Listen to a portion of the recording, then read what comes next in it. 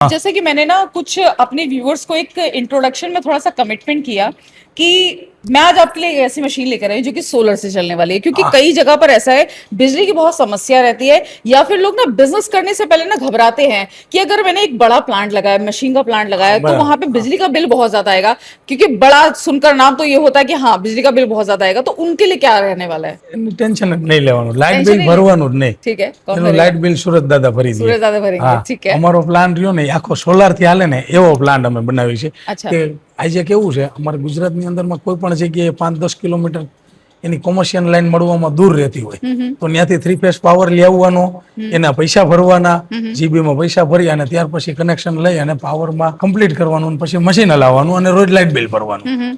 એના ઓપ્શનની અંદરમાં કોઈ દી લાઇટ બિલ ન ભરવું પડે, કોમર્શિયલ કનેક્શન ન લેવું પડે અને મફતની અંદરમાં જેટલું થાય ને એ બધું હાંકવાનું.